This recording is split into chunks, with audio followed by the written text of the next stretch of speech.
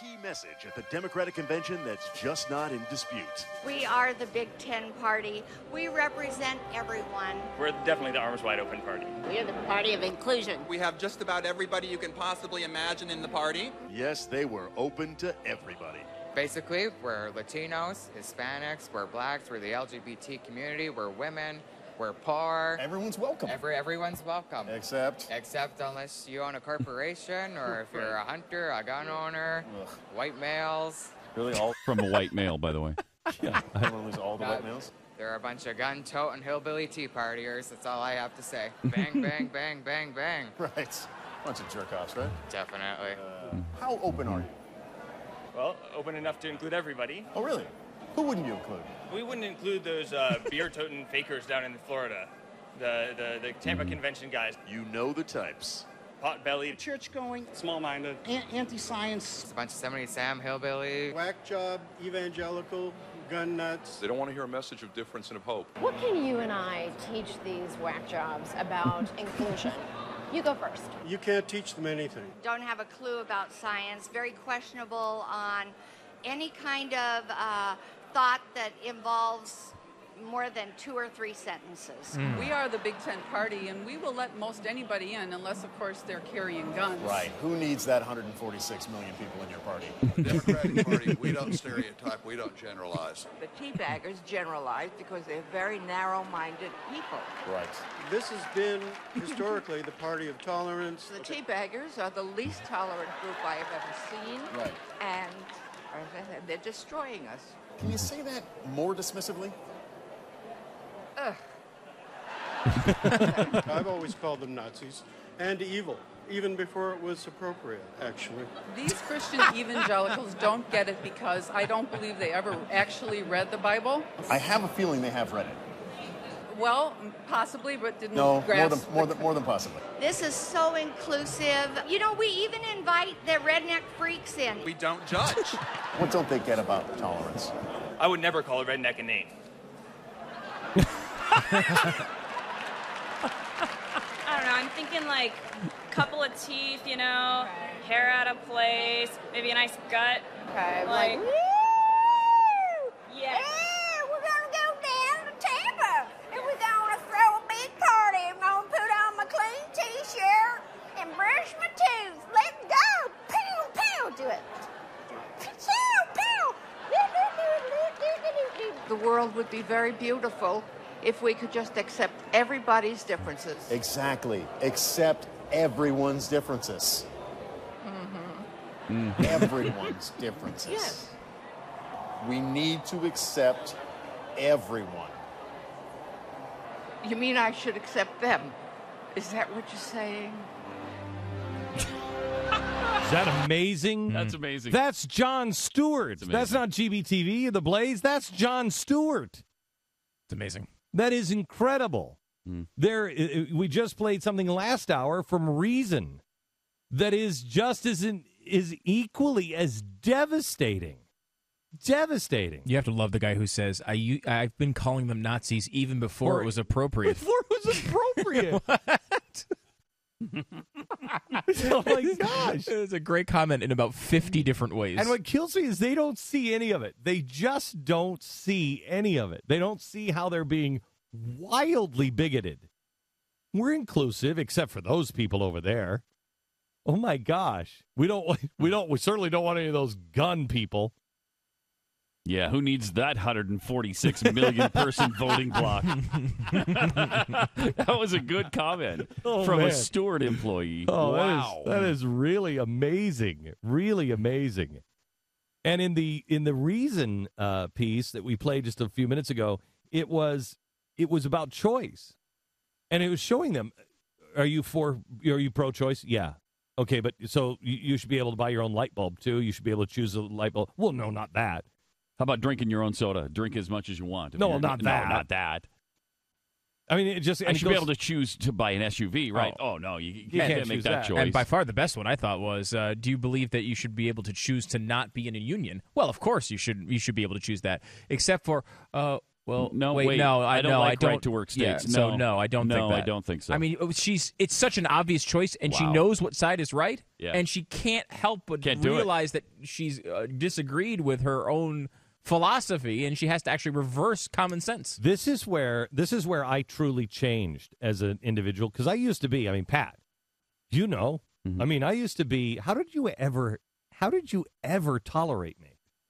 Because I'm all about tolerance. Oh. I'm all inclusive. He was about a paycheck. The quintessential tolerant person. No, but I mean, I was a pro-choice kind of guy. I was like, Yeah. you know, whatever.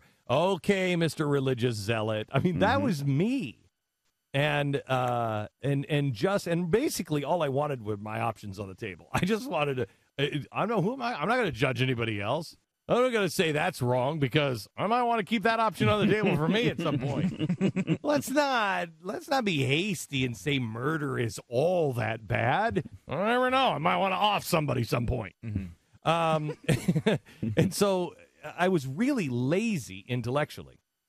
And then I read Thomas Jefferson.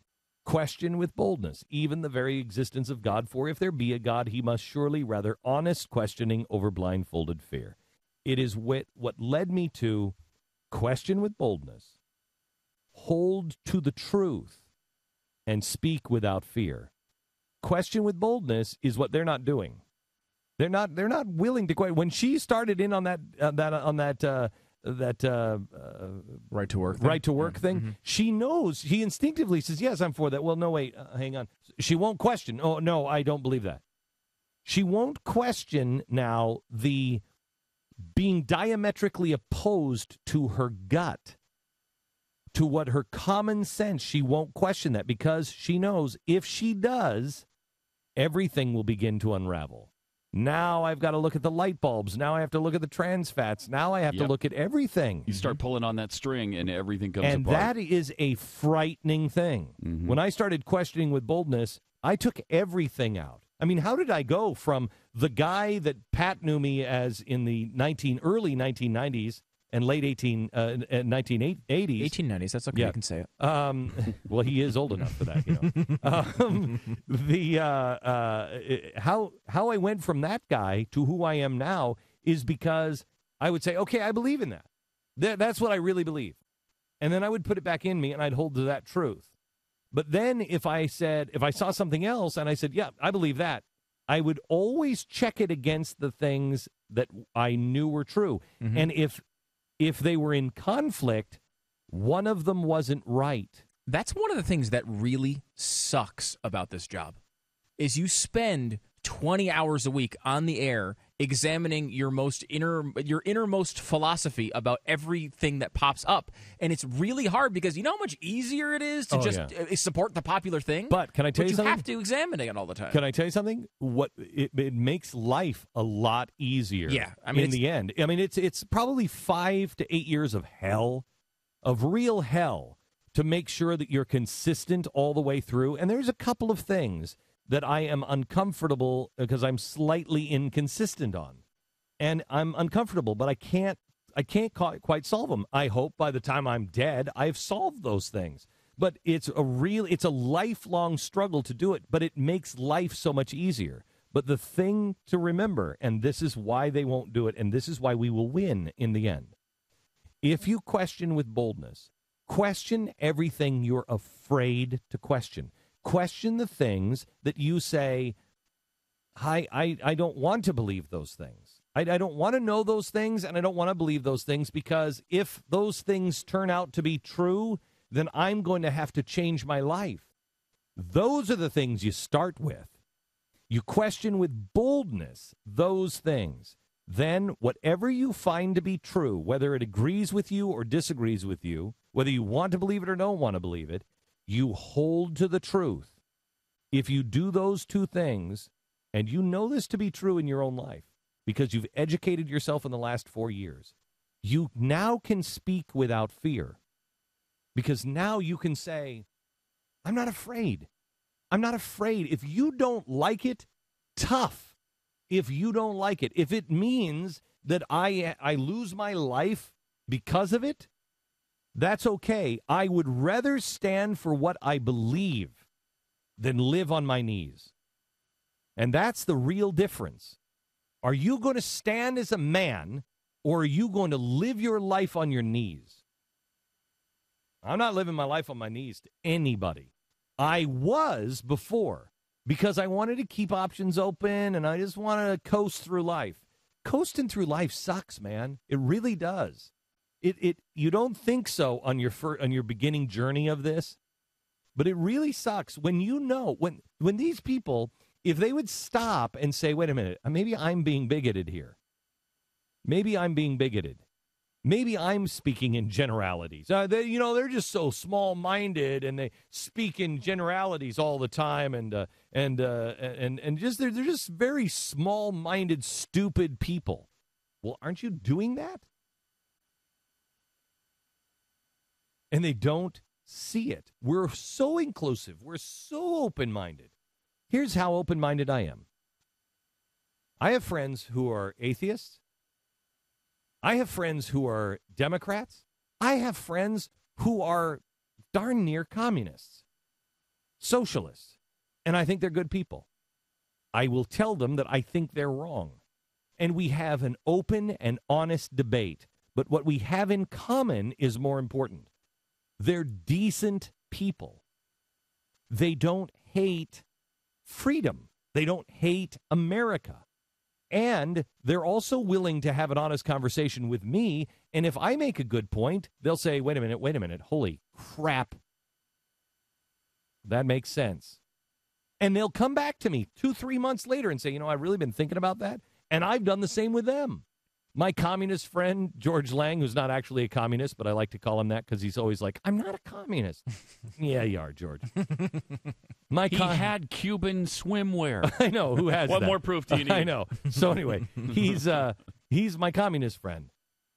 He has changed my course. He really has.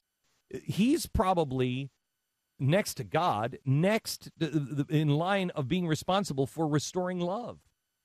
Because he opened my mind on language. He said to me on the mall, he said, Glenn, I haven't heard you talk about love. I said, George, you communists are all alike.